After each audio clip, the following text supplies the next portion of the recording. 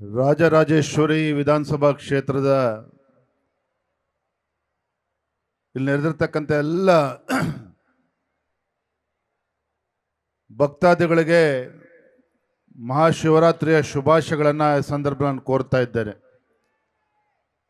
ಇಂದಿನ ವಿಶೇಷ ಕಾರ್ಯಕ್ರಮದ ವೇದಿಕೆ ಮೇಲೆ ಆಸೀನರಾಗಿರ್ತಕ್ಕಂಥ ವಿರೋಧ ಪಕ್ಷದ ನಾಯಕರಾಗಿರ್ತಕ್ಕಂಥ ಸನ್ಮಾನ್ಯ ಶ್ರೀ ಆರ್ ಅಶೋಕ್ ಜಿರವರೇ, ಕ್ಷೇತ್ರದ ಜನಪ್ರಿಯ ಶಾಸಕರು ಮಾಜಿ ಮಂತ್ರಿಗಳಾಗಿರ್ತಕ್ಕಂಥ ಮಾನ್ಯ ಶ್ರೀ ಮುನಿರತ್ನರವರೇ, ಮಾಜಿ ಸಚಿವರಾಗಿರ್ತಕ್ಕಂಥ ಯೋಗೀಶ್ರವರೇ, ಖ್ಯಾತ ಹೃದಯ ರೋಗ ತಜ್ಞರು, ಪದ್ಮಶ್ರೀ ಪುರಸ್ಕೃತ ಹಿರಿಯರಾಗಿರ್ತಕ್ಕಂಥ ಡಾಕ್ಟರ್ ಮಂಜುನಾಥ್ರವರೇ, ವೇದಿಕೆ ಮೇಲೆ ಆಸೀನರಾಗಿರ್ತಕ್ಕಂಥ ಸುನಂದ ಅವರೇ, ಹಿರಿಯರಾಗಿರ್ತಕ್ಕಂಥ ನಾರಾಯಣ ಸ್ವಾಮಿ ಅವರೇ, ವೇದಿಕೆ ಮೇಲೆ ಆಸೀನರಾಗಿರ್ತಕ್ಕಂಥ ಎಲ್ಲ ಗಣ್ಯರೇ, ಸದ್ಭಕ್ತರೇ,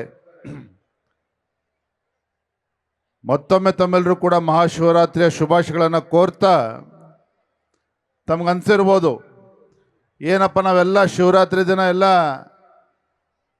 ಮನೋರಂಜನೆ ಕಾರ್ಯಕ್ರಮನ ನೋಡ್ತಾ ಇದ್ವಿ, ಎಂಜಾಯ್ ಮಾಡ್ತಾ ಇದ್ವಿ, ಶಿವಪೂಜೆಗೆ ಕರಡಿ ಬಂದಂಗೆ ಇವರೆಲ್ಲ ರಾಜಕಾರಣಿಗಳು ಬಂದಿದ್ದಾರೆ ಅಂತೇಳಿ ನಿಮ್ಗೆ ಅನ್ನಿಸ್ತಾ ಇರ್ಬೋದು. ಕೇವಲ 2 ನಿಮಿಷದಲ್ಲಿ ನನ್ನ ಮಾತನ್ನು ಮುಗಿಸ್ತೇನೆ. ಇಂದಿನ ಕಾಲಘಟ್ಟದಲ್ಲಿ ರಾಜಕಾರಣಿಗಳು ಅಂತ ಹೇಳಿದ್ರೆ ಜನ ಒಂದು ರೀತಿ ಅಸಹ್ಯ ಪಡ್ಕೊಳ್ತಾರೆ. ಆದರೆ ನಿಮ್ಮ ಕ್ಷೇತ್ರದ ಜನಪ್ರಿಯ ಶಾಸಕರಾಗಿರ್ತಕ್ಕಂಥ ಮಾನ್ಯ ಶ್ರೀ ಮುನಿರತ್ನ ಅವರು ಒಂದೇ ಮಾತಿನಲ್ಲಿ ಹೇಳಬೇಕು ಅಂದರೆ, ಜನರಿಂದ ಜನರಿಗಾಗಿ ಜನರಿಗೋಸ್ಕರ ತಮ್ಮ ಜೀವನವನ್ನು ಮುಡುಪಾಗಿಟ್ಟಿರ್ತಕ್ಕಂಥ ಒಬ್ಬ ಜನಪ್ರತಿ ನಮ್ಮ ಮುನಿರತ್ನ ಅವರು ಅಂತೇಳಿ ನಂಗೆ ಹೇಳಿದಕ್ಕೆ ತುಂಬ ಸಂತೋಷ ಮತ್ತು ಹೆಮ್ಮೆ ಅನ್ನಿಸ್ತದೆ. ಆತ್ಮೇರೆ, ನಮಗೆ ನಾವು ಬದುಕೋದನ್ನು ಯಾರೂ ಕೂಡ ಹೇಳ್ಕೊಡ್ತಕ್ಕಂಥ ಅವಶ್ಯಕತೆ ಇಲ್ಲ. ಇವತ್ತು ಪರರಿಗೋಸ್ಕರ ಸಮಾಜಕ್ಕೋಸ್ಕರ ತಮ್ಮ ಜೀವನವನ್ನು ಮುಡುಪಾಗಿಟ್ಟಿರ್ತಕ್ಕಂಥ ನಮ್ಮ ಮುನಿರತ್ನ ಅವರು ಒಂದು ಮಾತ್ರ ಸಂದರ್ಭದಲ್ಲಿ ಹೇಳ್ತಾನೆ, ಇವತ್ತು ಭಾರತವನ್ನು ಒಂದು ಅಗ್ರಗಣ್ಯ ರಾಷ್ಟ್ರಗಳ ಸಾಲಿನಲ್ಲಿ ತೆಗೆದುಕೊಂಡು ಹೋಗಬೇಕು, ಭಾರತವನ್ನು ಒಂದು ಸ್ವಾವಲಂಬಿ ಭಾರತವನ್ನಾಗಿ ಪರಿವರ್ತನೆ ಮಾಡಬೇಕು, ಭಾರತವನ್ನು ಒಂದು ಶಕ್ತಿಶಾಲಿ ರಾಷ್ಟ್ರವನ್ನಾಗಿ ಪರಿವರ್ತನೆ ಮಾಡಬೇಕು ಅಂತೇಳಿ ನಮ್ಮ ಹೆಮ್ಮೆಯ ಪ್ರಧಾನಮಂತ್ರಿ ನರೇಂದ್ರ ಮೋದಿಜಿಯವರು ಒಂದು ಕೈಂಕರ್ಯವನ್ನು ತೊಟ್ಟು ಈ ದೇಶದ ಸೇವೆಯನ್ನು ಮಾಡ್ತಾ ಇದ್ದಾರೆ. ನಾವು ಒಬ್ಬರೇ ಏನು ಮಾಡೋದಕ್ಕೆ ಸಾಧ್ಯ ಅಂತೇಳಿ ನಾವು ಹಲವಾರು ಬಾರಿ ಯೋಚನೆ ಮಾಡ್ತೇವೆ. ಆದರೆ ಒಬ್ಬ ನರೇಂದ್ರ ಮೋದಿಜಿಯವರು ಈ ದೇಶದ ಪ್ರಧಾನಮಂತ್ರಿ ಆದಮೇಲೆ ಯಾವ ರೀತಿಯ ಅಮೂಲಾಗ್ರ ಬದಲಾವಣೆ ಈ ದೇಶದಲ್ಲಿ ರಾಜ್ಯದಲ್ಲಿ ಕಂಡಿದೆ ಅಂತೇಳಿ ತಾವೆಲ್ಲರೂ ಕೂಡ ನೋಡಿದ್ದಾರೆ. ನಾನು ಇಷ್ಟು ಮಾತ್ರ ಹೇಳಿ ನನ್ನ ಮಾತನ್ನು ಮುಗಿಸ್ತೇನೆ. ಇವತ್ತು ವೇದಿಕೆ ಮೇಲೆ ಡಾಕ್ಟರ್ ಮಂಜುನಾಥ್ ಅವರು ಕೂಡ ಇದ್ದಾರೆ.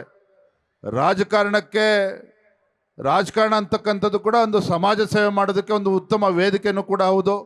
ಅವರು ಕೂಡ ಮುಂದಿನ ದಿನಗಳಲ್ಲಿ ಈ ಒಂದು ಸಮಾಜ ಸೇವೆ ಮಾಡೋಕ್ಕೆ ಒಂದು ಉತ್ತಮ ವೇದಿಕೆ ಆಗಿರ್ತಕ್ಕಂಥ ರಾಜಕಾರಣಕ್ಕೆ ಅವರು ಕೂಡ ಬರಬೇಕು ಅಂತ ಹೇಳ್ತಾ ತಮ್ಮೆಲ್ಲರಲ್ಲೂ ಕೂಡ ಒಂದು ವಿನಂತಿಯನ್ನು ಮಾಡ್ತೇನೆ.